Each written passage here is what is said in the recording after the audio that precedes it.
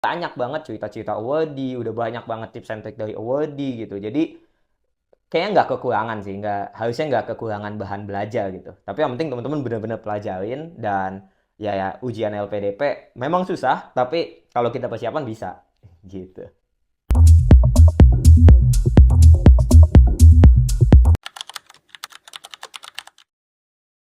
Walaupun sebenarnya kontribusi ya, jadi ada juga beberapa sahabat yang beberapa awardee yang nggak langsung balik, tapi dia berkontribusi di luar negeri, itu sebenarnya boleh juga gitu. Tapi poin pentingnya adalah harus ada kontribusi di Indonesia gitu.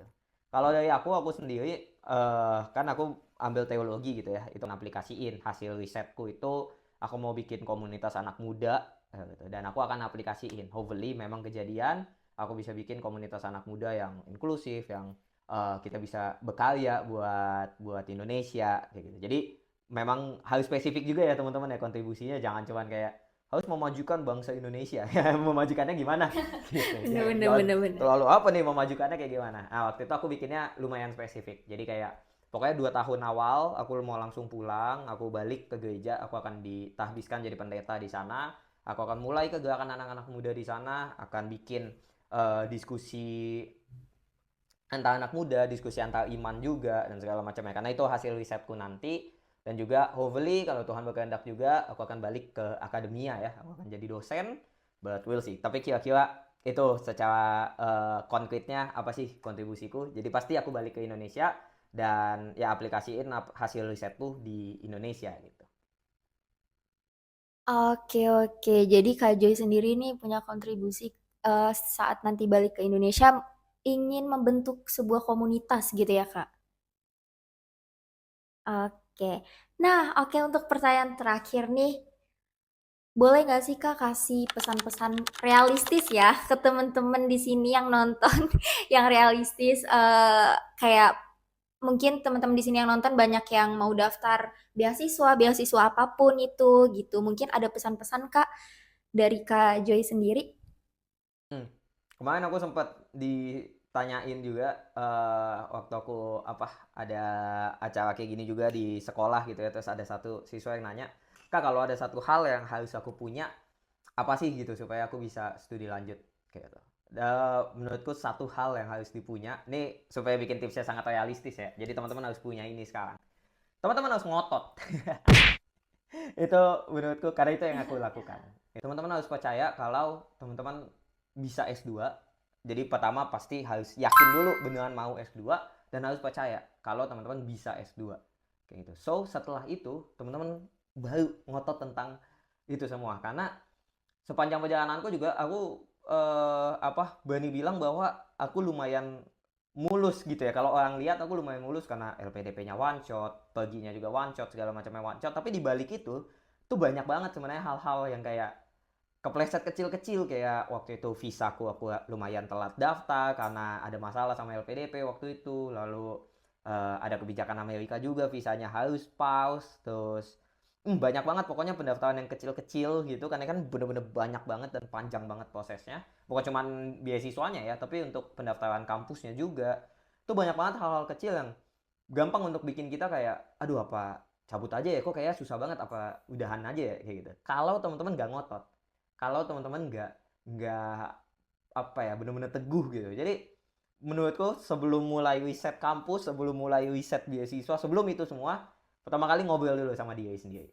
Bener gak mau S2? Kenapa pengen S2? Apa alasannya? Percaya gak kalau emang bisa S2? Dan segala macamnya. Karena aku percaya sih, kalau teman-teman udah punya kepercayaan diri itu, keteguhan dari diri teman-teman, apapun nanti yang dihadapin ke depan ya teman-teman bisa nyari jalan.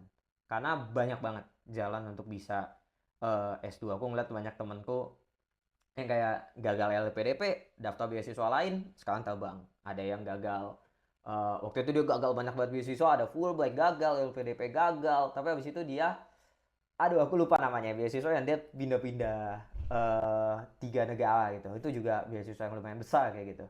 Pokoknya ada banyak banget jalannya. Yang penting teman-teman yakin dulu bahwa teman-teman bisa S2, dan dengan keyakinan itu hadapin semua yang nanti bakal teman-teman hadapin gitu. Akan ada banyak rintangannya, akan ada banyak hal yang teman-teman kira gue udah persiapan tapi kok masih gagal, atau gue udah persiapan yang ini tapi kok masih nggak bisa di sini. Dan ya it's okay, mungkin bukan itu jalannya, cari jalan lain karena masih banyak jalan lain. Mungkin ya Tuhan mau arahin ke lewat jalan yang lain atau lewat kampus yang lain atau riset yang lain dan segala macamnya. Tapi yang penting teman-teman teguh dulu, percaya dulu bahwa teman-teman akan S2, dan sisanya jalannya baru akan ditemukan gitu.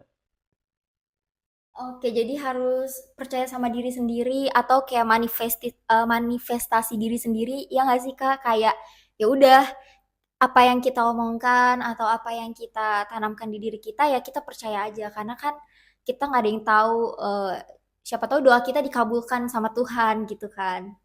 Yap, betul. Dan menurutku kepercayaan diri itu yang bikin kita jadi 100% juga dalam berusaha gitu. Karena mungkin kalau aku kayak setengah-setengah ngototnya kemarin, ya aku juga setengah-setengah usahanya, kayak ya udah kalau gagal ini udahan, kalau gagal ini udahan gitu. Tapi kalau kita percaya, ya kita juga akan pastinya kasih maksimal gitu. 100% all in ya 100%. Tapi ya setelah ngelihat aku yang di sini sekarang, kalau aku bisa balik lagi aku bilang nggak apa-apa, tetap percaya sama mimpi lo karena mimpi lo akan jadi kenyataan. Oke, oke, oke. Wow, keren-keren banget.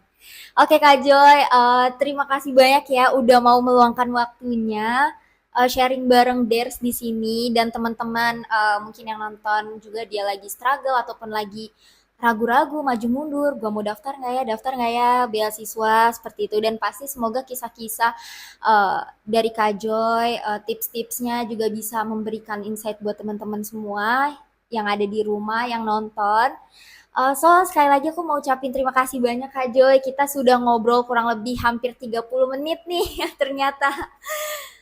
Kalau gitu, oke, mungkin untuk penutupannya seperti itu aja guys. Dan oh ya jangan lupa untuk klik subscribe, like, dan komen karena setiap hari Jumat Ders bakalan selalu upload video terbaru tentang beasiswa-beasiswa yang lainnya. Set, gitu aja Kak Joy. Aku mau ngucapin thank you dan goodbye Kak Joy. Thank you teman-teman dari Entertainment, goodbye.